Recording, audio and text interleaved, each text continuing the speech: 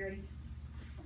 Alright, so today we're going to be discussing ecology and habitats / food webs and what those things are. But first, I want you guys to answer these two questions. What does habitat mean to you, and what is a food web? So you don't have to write the question down, just write down what you think it is, and then we'll discuss it.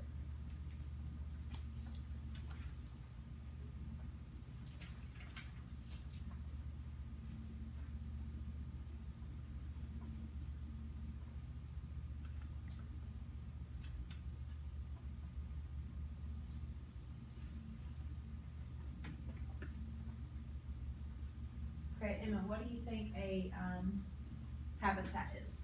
A place where an organism lives. So a place where an organism lives, okay? Basically, that's the definition of a habitat, an area in which an organism lives, okay? And then what about a food web? What do you think a food web is, Branson? It shows each animal that eats other animals on plants. Okay, so it's talking about the animals in which they eat, the food they eat, and just a web of how it all works, okay? That's a basic definition of that as well. And we will watch a video that explains it a little bit better, and then we will talk about the presentation as well as play a review game.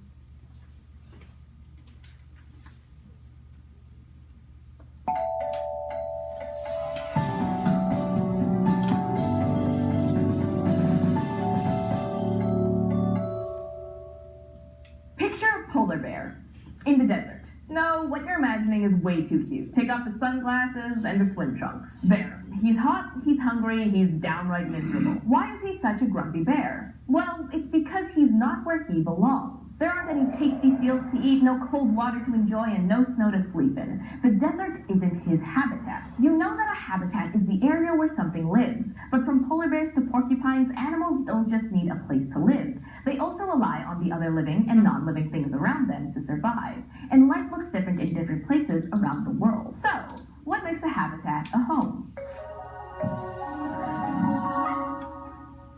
Well, what do you need? I need sandwiches, pancakes, carrots, maybe some nice peaches, so I need food. And I need water. I need a place to live. And I need a place to film crash course videos. You could say this is my habitat. Animals need these things too: food, water, shelter, and space to live. For animals, their food comes from their neighbors, the other living things in their habitat.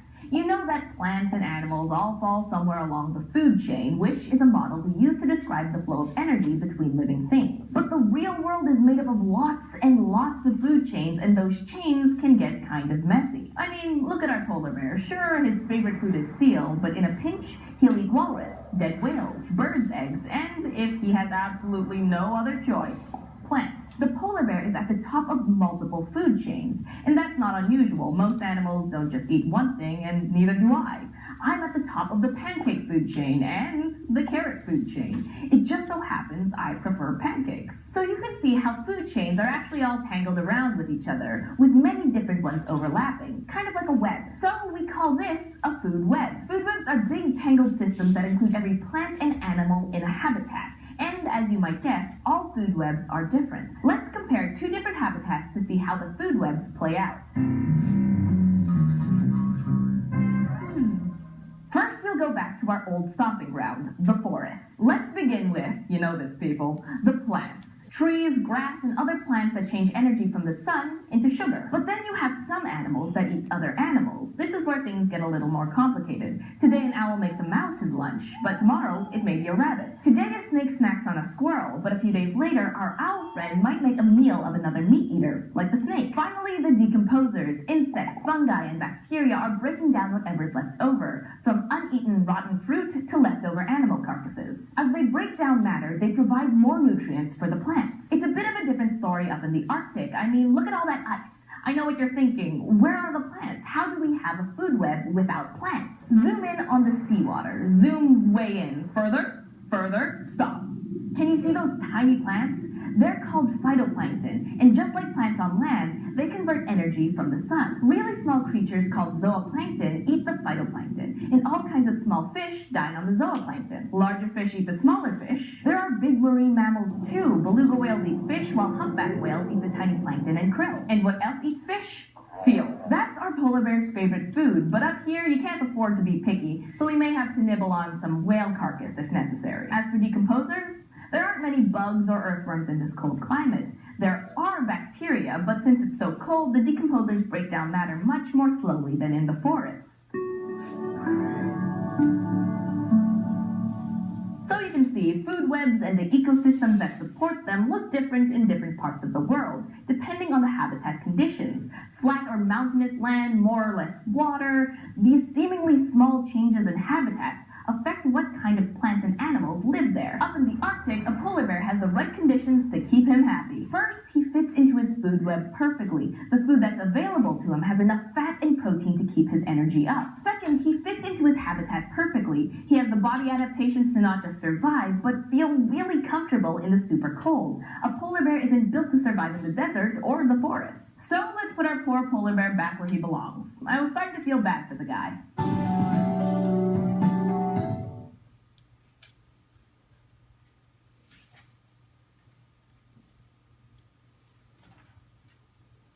Alright, so what specific habitat was this video focusing on? The Arctic, right? And what animal were they talking about? Polar bears.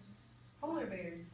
And they said that it couldn't survive in what type of habitat? Desert A forest, desert. And why couldn't it survive in that? because it's too hot for him. Right. And it also talked about the food webs, okay? And it said, well, it looks like there's not much to eat. There's not many plants in the Arctic for a food web to exist. But what did it zoom in on? What did it show was part of the food web? The phytoplankton, right? It was talking about what was found within the water there, because not only is the polar bears part of it, but the whales and the different animals within the sea that they're talking about is also part of that food web. Okay, so let's just go over this real quick, habitat and niche. Every organism has a habitat and niche, and we know what a habitat is, okay? Habitat is all aspects of an area in which an organism lives. So, just like the video, the area in which that polar bear lived was the Arctic, okay? And we know he couldn't live in the desert because of specific bodily functions of his that wouldn't make sense to be in the desert, all right? But also the video talked about living and non-living things in environment make up a habitat. So all the living and non-living things in environment make up a habitat. Okay, but the two words here, living and non-living, also mean biotic and abiotic. Okay, so biotic would be your living things in an environment. So what would be considered a biotic factor? A living thing. What'd you say? Animals. Animals. What else? Plants. Plants. Very good. Humans. Humans. Okay, so these are biotic things. These are things that are living within an environment, within a habitat.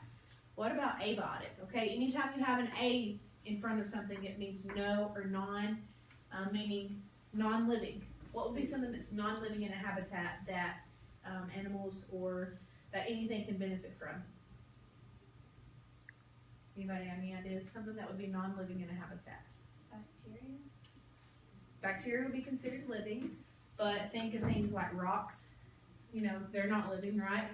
So rocks would be an example of an abiotic factor, okay?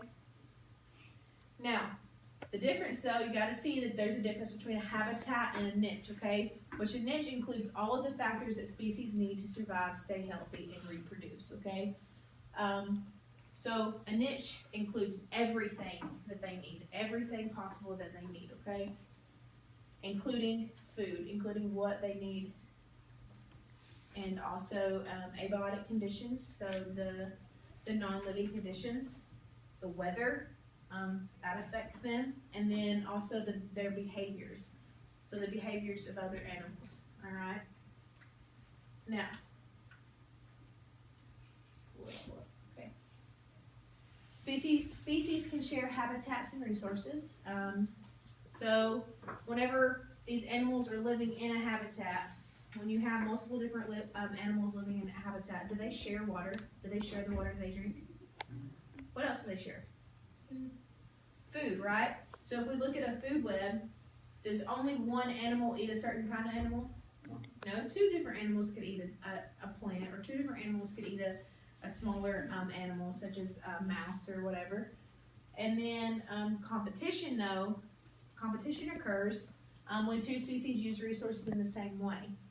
So, if two species that don't get along, or two species in general, want to eat the same animal, what's going to happen? They're going to compete over it, right? They're going to fight over it more than likely. So that's all that competition means. They're going to fight over the resources that they're going after, so whatever food it may be. All right, and then competition exclusion keeps two species from occupying the same niche. So that just means they're excluded. These species are separated from each other, okay? So competition exclusion. One species is better suited to the niche and the other will either be pushed out or become extinct. The niche will be divided and the two species will further diverge. Okay, so basically what it's saying here is if there becomes a problem with competition, all right, it can be excluded. And what that means is basically a fine line will be drawn there, okay? And these animals will no longer compete over the same food because they will be in different niches. All right. And then ecological equivalents are species that occupy similar niches but live in different geographical regions. So, ecological equivalences. Here we are. See how this says South America and this is Madagascar? Are they in two different parts of the world? Yes, ma'am. Yes, they are, right? You can see here on the globe where Madagascar is located and on the globe where, South America is located, right? But what do you notice about the pictures? They basically look the same, right? You see here, it's in a wet environment, and then it also has these lily pads or leaves that it survives on. And they may be different colors, but they're the same animal. But all it means is they can live across from each other, but still require the same things, okay? All right, so that's the end of that. But we are going to do the Kahoot review game, so go ahead and pull up Kahoot. Kahoot.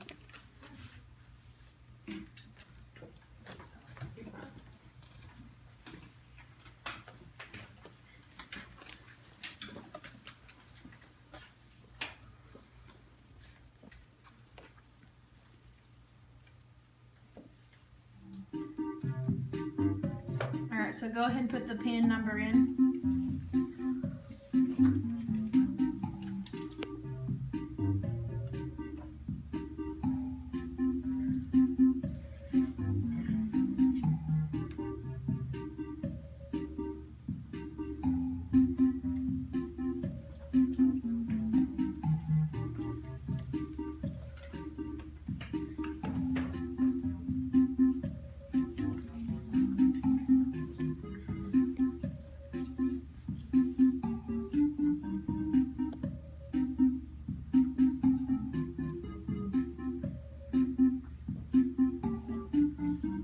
Is everybody in yet?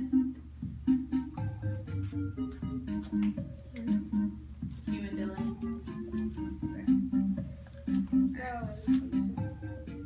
We got it? Alright, here we go.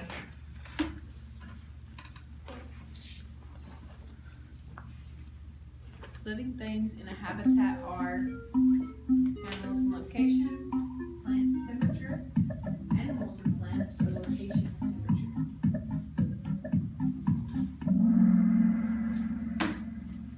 Go. Animals and plants.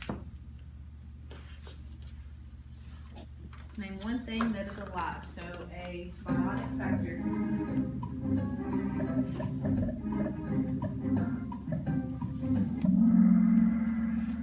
Good job.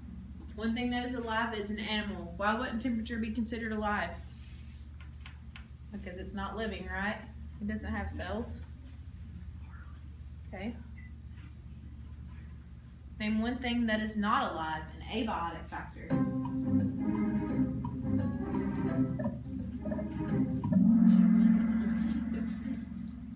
temperature.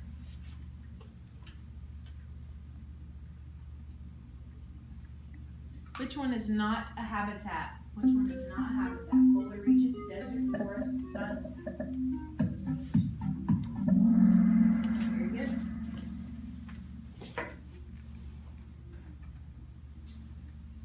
Name one plant in a desert.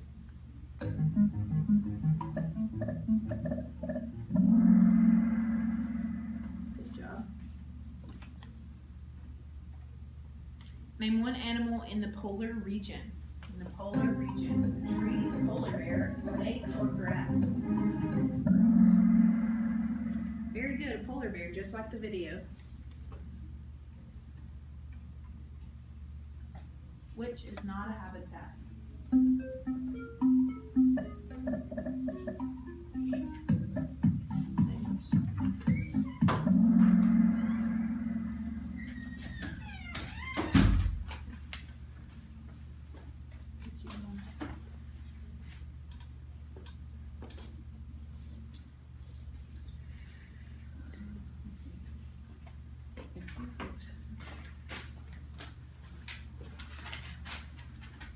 Alright, so temperature. Alright.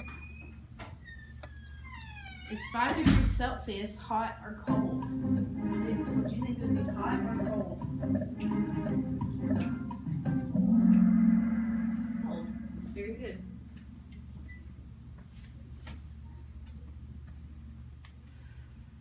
Would 37 degrees Celsius be considered hot or cold? Hot or cold? Hot. Who went cold? 6 of you went cold. It would be hot. It would be hot, okay? Now, let's go. 2 more questions. Which one is not precipitation? So what do you think precipitation is? Rain, sleet, snow, water. Think about it. Which one makes the most sense not to be precipitation? Very good, very good. That's an outside the box kind of question. Alright, what is the temperature when it snows? What does it have to be when it snows? Hot or cold? Oh, everyone got that right. Cold. Very good, very good. Alright. What is the temperature when it rains? Uh-oh.